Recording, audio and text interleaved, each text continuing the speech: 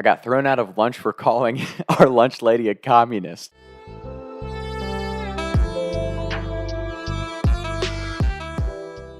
This was in middle school. I feel like a lot of people say you're the biggest punk or jerk during your childhood in high school.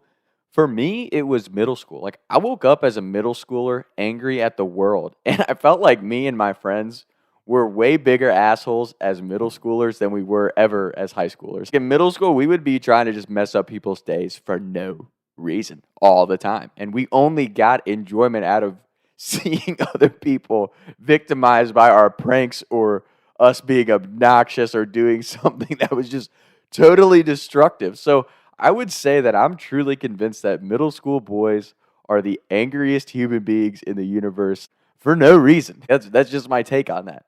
And with that in mind, this particular day, like I said, I think I'm in 6th or 7th grade. Me and my buddies go down to lunch, and we had the standard walk into the cafeteria, get in line, get your tray, come, and you can sit out wherever amongst the empty tables. Me and my buddies, we had been targeted by this lunch lady all year. And at our school, we had a head lunch lady who was like actually, her job was actually being the lunch monitor. And then you had the volunteer lunch ladies, which were usually just like moms who had kids at the school. And it was for no particular reason. Like, we weren't disrespectful towards her or any other lunch ladies. We were not any louder or more obnoxious than any of the other students. So we just didn't understand why me and my 4 friends were just circled with this target on our back from this lunch lady. And to this day, I do not know why. But she was a big old Southern woman and kind of had like a curly mullet, like a mullet perm. And and the only reason I remember so vividly is because she had this huge mole on the corner of her chin. But instead of just like letting it be what it was, she would always try to put makeup on it. So she had like this, it was always like a pink or purple looking mole on her face. So now that I'm saying this, maybe those type of comments are why we were targeted by her as a lunch lady. But she was just constantly threatening us with like getting held in from recess or getting sent up to the principal's office. And we were always like, for what? Like, we're the same as every other kid here. Were we loud and obnoxious, and did we laugh at lunch? Absolutely. But that's normal lunchtime behavior. Like, especially as a kid growing up in school, your only release during the school day is usually gym, recess, or lunchtime. Because obviously at lunch, you're going to be a little bit louder and more rambunctious than you are in the classroom. It's not like we were causing food fights or being destructive and like damaging things. It was just our lunch hour. We got to vent and be loud and have conversations that we weren't permitted to have in the classroom. This particular day, me and my buddies get our lunch, go sit down at our table, and it's 4 of us, and we're sitting, it was 4 or 5 of us, and we're sitting over in the corner, totally away from all the other students. We're not causing any trouble. We're not even 2 minutes into our lunch, and here she comes over. Y'all need to separate right now. And we all look at each other like, is this serious? Like, we haven't even started talking or laughing yet. So we were like, what did we do?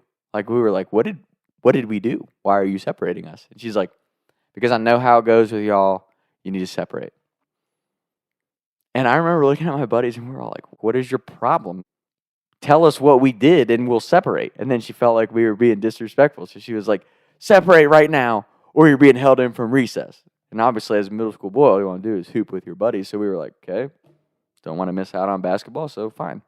So we separate and we're sitting there and I'm sitting across from one of my buddies, GT, who, just to give you an image of GT at the time, like a miniature Will Ferrell, like kind of chunky kid, Jufro, like one of the funniest kids I've ever had in my life. Like, to this day, one of my good buddies, just a hilarious human being. We were the closest out of the kids that had just been separated, and I look at him like, this is ridiculous. And he had kind of this high-pitched voice, like, I agree, Thomas, this is bullshit. And I'm like, yeah.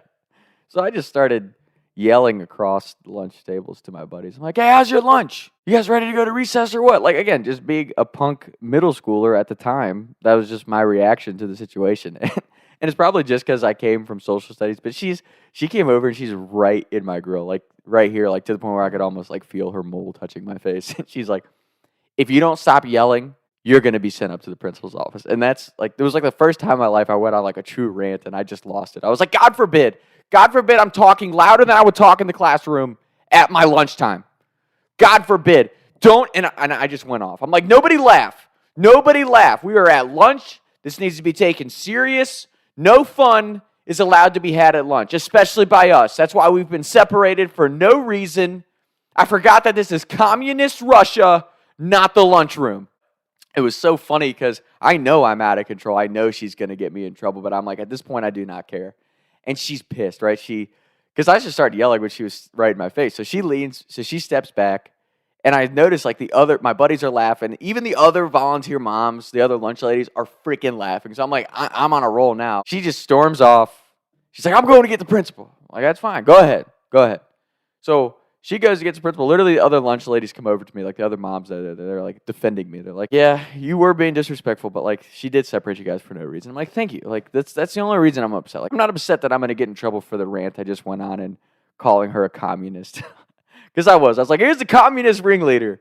Don't let anyone have fun at lunch. Like just one of those like I lost it type of moments. And the funniest part about it was our school was run by nuns. So here comes this nun down to get me. And our principal was like the sweetest woman at the time. So she comes down and she's like, Thomas, coming up to the principal's office. I need to talk to you. I'm like, that's fine. She's like, you're being held out of recess. I'm like, oh, I'm already going to the principal's office. How about you just let her handle it from here? And then I get pulled up to the principal's office and she's talking to me. You know, you're being really disrespectful to the lunch lady is what she's saying. And I'm like, yeah, I get it. But that was like the first time. I think it was because I saw the other lunch ladies laughing and stuff. Like I wasn't mad in the moment, so I was actually able to like talk to my principal and vocalize what was going on. I'm like, look, she's been like harassing us all year. We're not doing anything different than any of the other students at lunch. So I just really don't understand what I've done that's so bad, and that what me and my buddies have done that's so bad and disrespectful. Like I said, I was only being disrespectful after she had separated us for no reason. So it was one of those things like, it was like the first time in my life that I was able to be diplomatic enough at school to actually say what was going on and vocalize it. So my principal actually didn't get me in trouble. I was able to go out to recess, and she ended up talking to the lunch lady and telling her to chill. So that would be my recommendation, I guess, if I have a lesson on this one.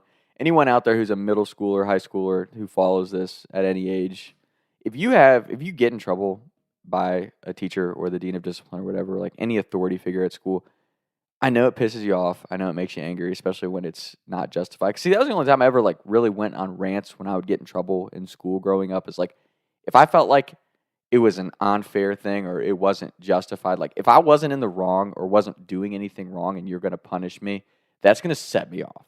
And I actually learned over the years, like if you're diplomatic about it and you keep your cool enough to just talk to whoever's giving you the detention or somebody above the person who's getting you in trouble. Usually it works out in your favor because you can be like, look, I don't know what's going on here. This is a situation. I didn't feel like I really did anything wrong. That's gotten me out of a lot of detention. So just being able to like stay calm enough to tell my side of the story. So that's my recommendation to all of you out there who follow this that are still in the school age. Like if you get in trouble and you feel like it's not justified, instead of getting pissed and going off and getting in more trouble, try to keep your cool enough to just go talk to whoever's in charge of either the dean of discipline or the principal, whoever's in charge of giving you that disciplinary action, like just gives you the opportunity to like kind of say your piece. And in that case, it worked out because after that, the lunch lady chilled out. We were able to, I guess you could say, come to terms on, hey, like kids are allowed to be kids in the lunchroom. Like you have to chill out a little bit and we won't be disrespectful, but this is our break from the classroom. So that would be my, my recommendation to all you kids out there that are watching this stuff is just, if you're in school and you get in trouble, and I get it, like there does seem to be times where certain teachers will just target students for no reason, or certain people in the school system just seem to kind of come at your neck for no reason. What I learned over the years is a lot of the times it's just you're kind of a big personality, which turns into you kind of leading the crowd without you even realizing it. And most of the time, teachers who, at least in my experience, teachers and disciplinary figures who are kind of seem like they're on your back or harder on you than everybody else, they feel like you have a high ceiling and a lot of potential, and they don't necessarily know how to vocalize that because let's be honest, like if you're told that as a high schooler or a middle schooler, you're like, oh, so I'm the shit. I should be able to do whatever I want. And they can't give you that validation, but they have to find a way to kind of push you without directly telling you, hey, I think you might be able to go do a lot of good things in life. You have a high ceiling with your potential. So I'm trying to coach you in a positive way, they kind of go the negative reinforcement route. That's just kind of how school is. So just keep that stuff in mind. That's my little spiel, my recommendation on here today. And I also have to give a huge shout out to St. Joseph Academy. That's where I went to school. Growing up, there's a school run by nuns, and I think a lot of people say, "Oh gosh, a school run by nuns is probably really weird." And it's like maybe it's because I grew up Catholic, but like nuns and priests, they're people too, and a lot of times they're way cooler than any of the other people in the in the church or school that you go to. So anyone out there, if you're in the Kentucky area and you have kids or relatives that are getting ready to go to school, definitely would recommend checking out St. Joseph Academy. The sisters are some of the best people I've ever met in my life. And I think what's the best about them is like the academic structure of every school is pretty much the same.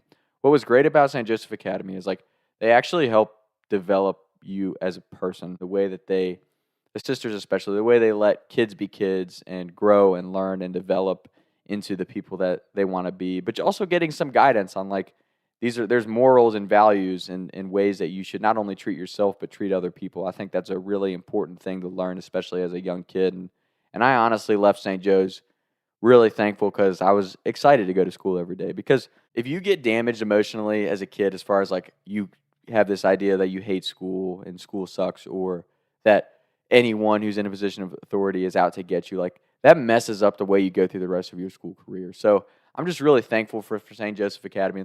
School, yeah, the academics are important, but it's also a huge part of who you become as a person because you're shaping yourself socially. So that's my shout out to St. Joe's. I hope if anyone's watching this and you're considering putting your kids in Catholic school or school in general, look at St. Joseph Academy in Walton, Kentucky. It's one of the best institutions in the United States of America as far as I'm concerned, and I just wanted to vocalize that on here today. So with that being said, don't call your lunch lady a communist if you aren't prepared to be a diplomat and talk your way out of getting in trouble. And yeah, I hope everybody's well. We'll be back with more episodes soon, and that's all. Talk to time. I was riding around town thinking to myself, is it gonna get easier? I'll be up and away up the street and bake, but I can't even breathe no more. What's it to me? What can I see? Taking shots by the lake till I can't